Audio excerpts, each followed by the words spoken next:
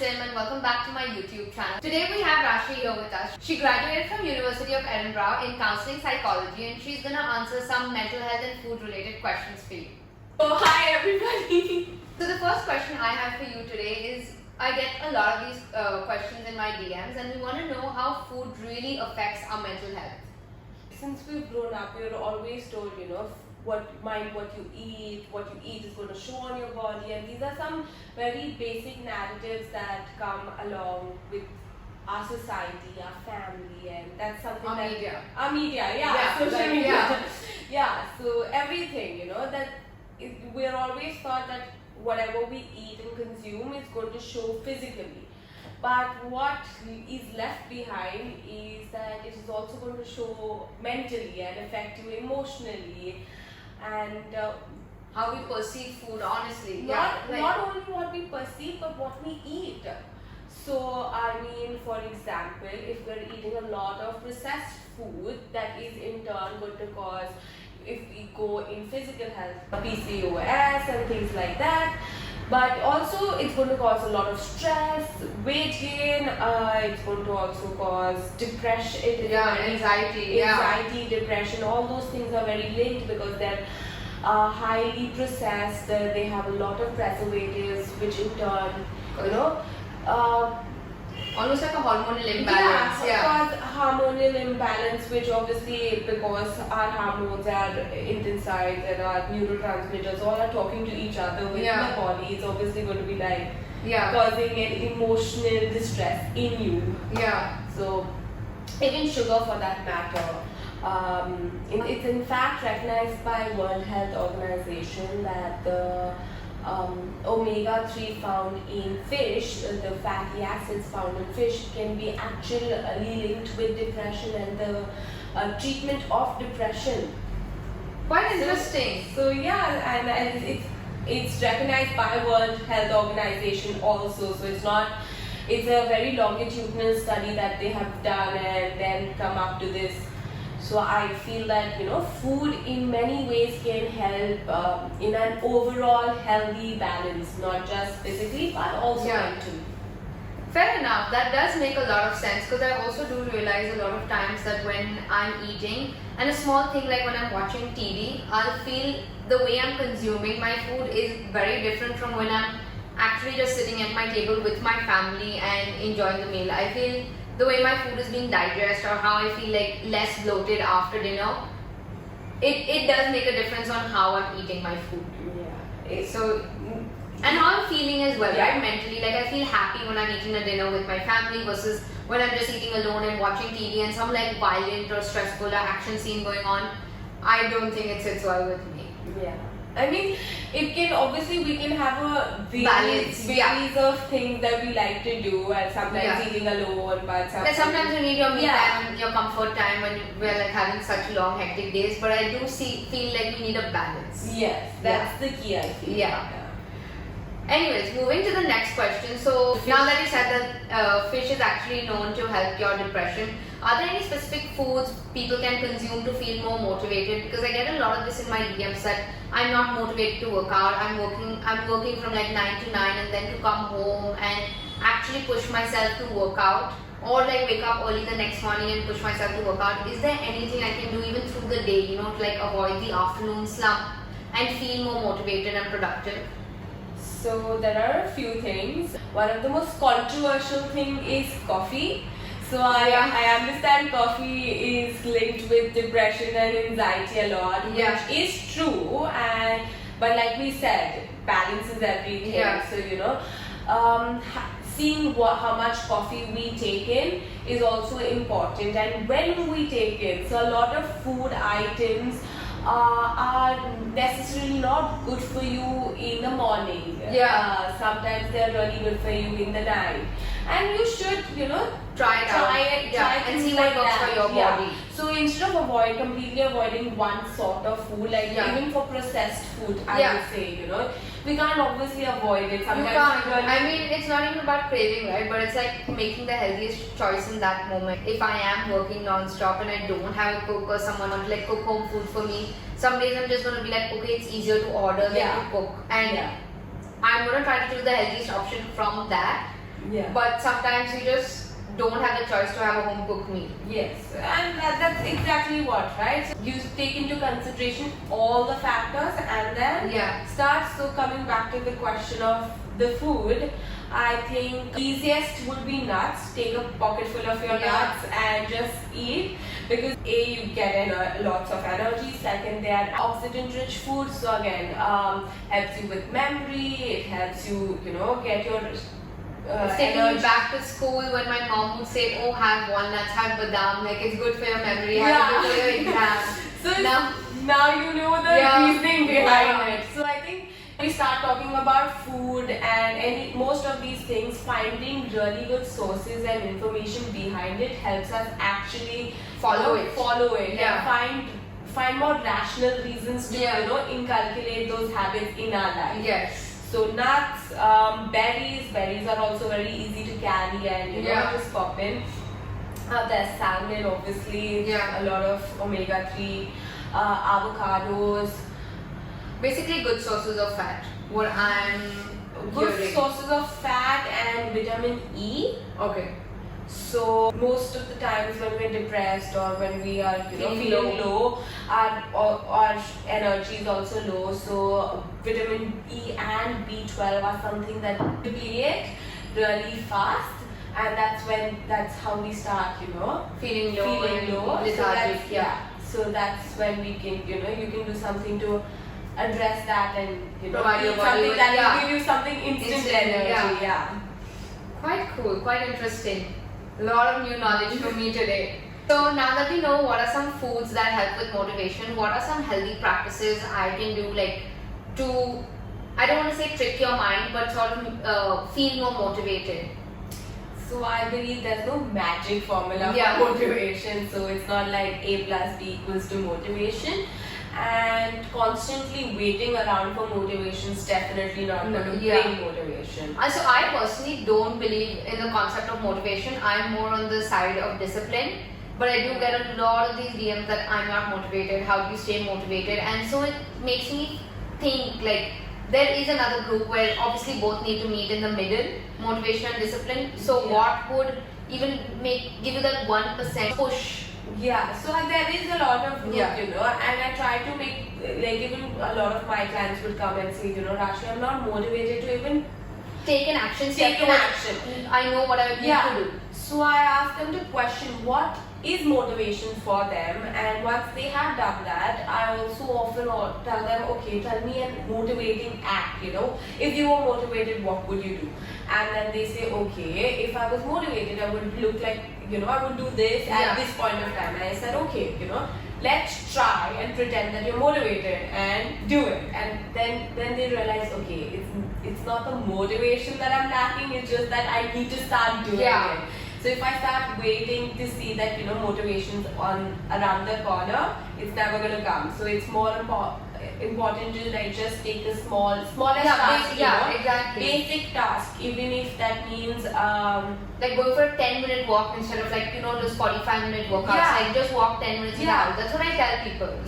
so it's just about letting go of that belief Yeah. of that you need motivation to do things, and Yeah. that can be quite hard and tricky and overwhelming. All these different emotions can come to you, especially because we have always learned that you Yeah. need to be motivated to be something. Yeah. Right now also as an inspirational quote, you will be like, okay, Motivation, yeah, all the motivation is the time, key to yeah. everything. But no, it's not the key. Doing it is the Yeah, key to everything. yeah, it's action steps. Like I see so much about like manifesting and affirmations, and I keep telling people, I'm like, write down your goal and stick it on the mirror. And honestly, as a child, I did that as well. I wrote it down, but I feel like didn't work, and I just put down my goal on the mirror. I wouldn't have achieved what I have achieved till date. Yeah, so it's more about doing it first, letting go of that belief, taking small steps, Yeah. even if that means taking baby steps and not elephant steps. Yeah. Trying to assess your goals, so like keep your goals short term. So if you want to like eventually reach running for 45 minutes, Yeah. try to run 5 minutes or 7 minutes a day. Yeah.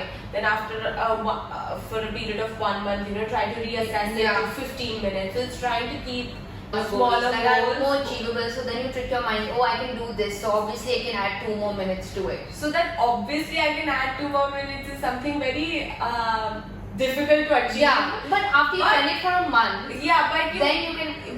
But after you've done it for a month, you feel like, okay, now I have the motivation. Yeah, you know, like yeah. waiting around for motivation is Because you just get happy, right? Like if you see result also in 1 month of consistently running for 5 minutes, you will see some result, even if it's not in terms of like how you're looking, but how you're feeling after that 5 minutes of running. Like, okay, I've achieved something. Definitely. So then when you think of only adding 2 minutes to it, you're more like, if I can do 5 minutes, I can totally try 7 minutes today. Yeah. So that becomes like some sort of self-research, Yeah. I would like to say. So like, oh, if I could do that, I've proven that I can do Yeah. this. Maybe I can prove that Yeah. I can do this as well. Being realistic with your goal is important. I think smart goals. I think smart, those yeah. are, yeah. And as a child, I made this mistake, and I realize it now that I used to always start with the difficult stuff. You know, when I'm Yeah. studying also with portions and everything, I will feel like, let me get this out of the way, and So then I you know, can focus on the easy stuff. easiest part, because easy Yeah. part to ho jayega, Yeah. you know. Let me get the difficult part right now, and then right now I've changed that philosophy to like, even if I can do the easy stuff right now, it's fine. At least I'm getting it done, right? Yeah. So it will help me understand the whole Yeah. proven point, you know, like, okay, I did this, I can do Oh, that, yeah. I can do that, and by eventually when I'm like really set and molded in that zone, I can do the difficult part. Yeah. And that's going to come to me eventually. That easy. makes a lot of sense. I feel like I'm still doing what you as a child did, and now I think I'm gonna personally make this change. Yeah, I mean, it's a very Indian thing to do. Yeah. And going abroad to study actually helped me get this into Change, yeah. get this into my routine. I was like, oh wait, why is everybody doing this way? I never knew this. Yeah, this can you be know, done. Yeah, and it's this so is something- effective. Yeah. So yeah, that was one thing. I feel like one thing I learned that's what I do when I make my to-do list. It's like if it will take less than 5 minutes to do it. Yeah.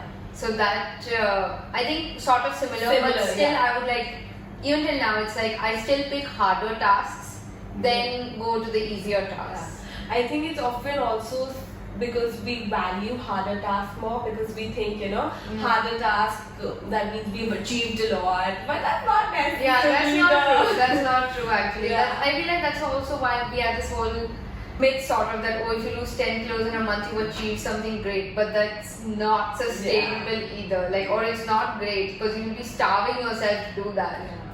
I mean, I very recently I went through this phase where, you know, I wanted to be a certain weight. Yeah. So I was like, I would almost see myself, you know, like every week being on that scale, and Oh then my I God. realized I'm never achieving that. Yeah. I'm never achieving that.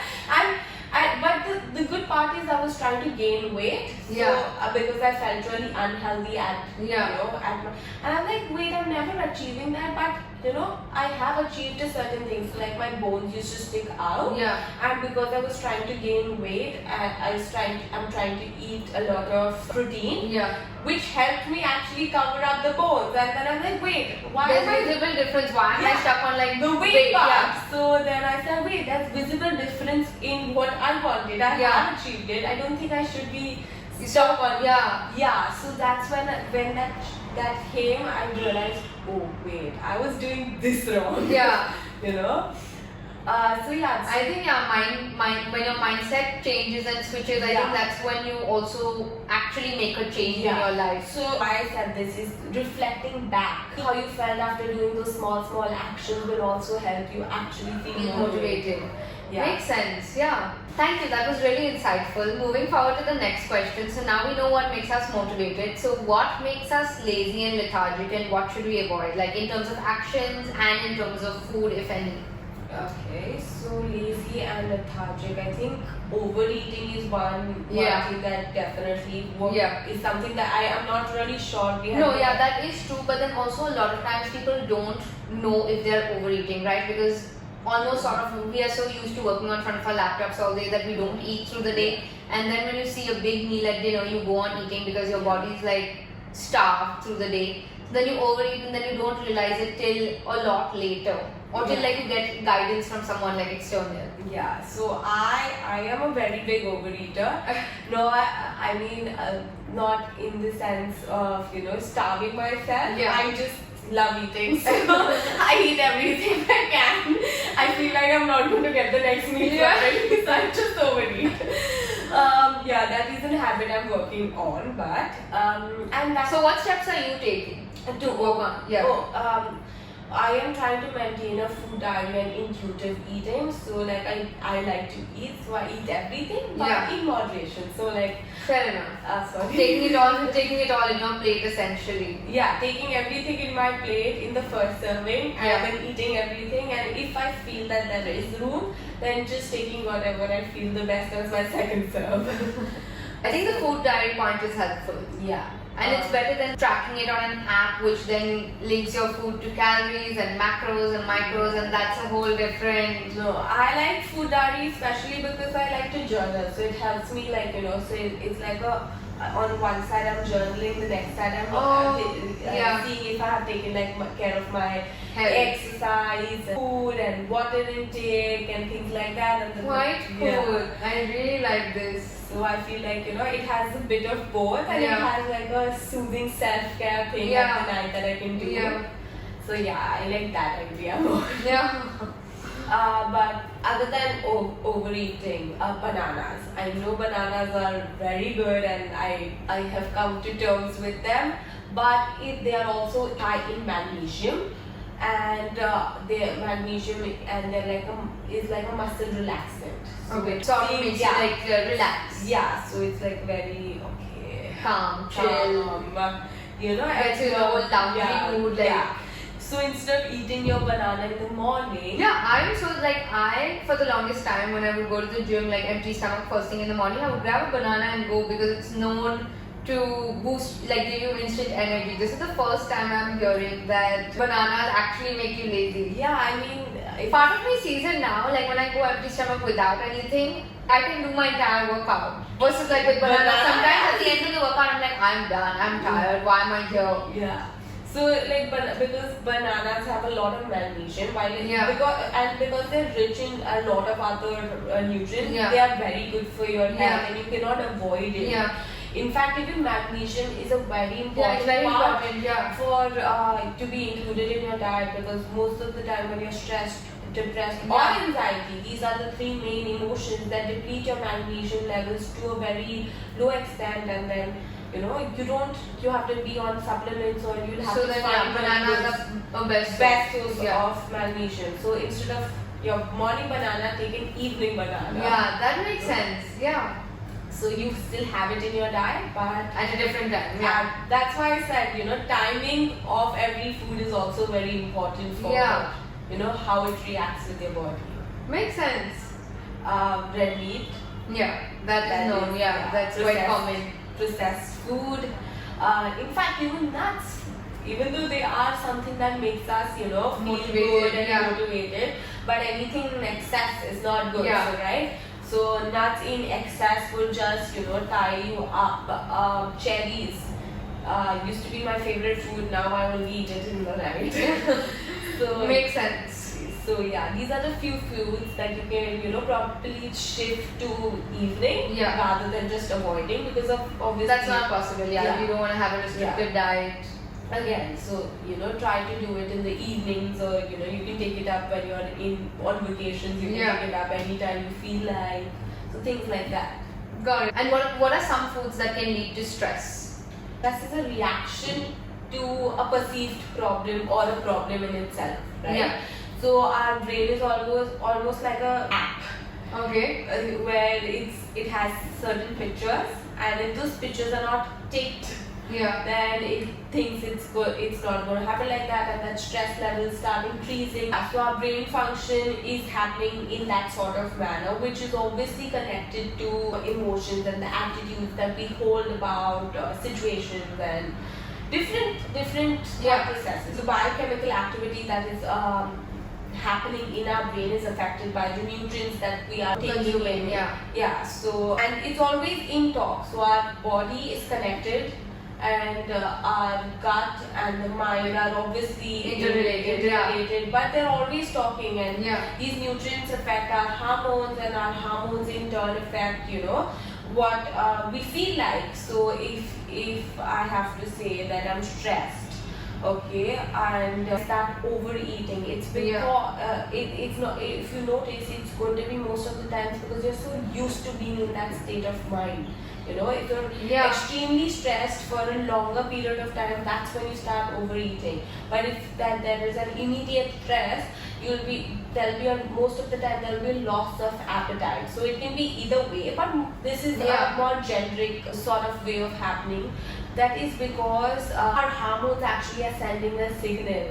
So I'm not It's like in fight mode for a very long time. So to be technical, the cortisol level in a fight and flight mode, in a longer mode, makes us feel really hungry, and that leads to stress eating. But when there's a decrease, reduce of appetite and things like that. So that's why the hormonal changes also affect how you perceive the stress or how your body reacts to the stress. Yeah, that makes sense. So in such a case, like, what could you do? Could you eat something that would change your stress levels, or is it just all actions of better coping mechanisms? So obviously, having a balanced meal and not just concentrating on one food group.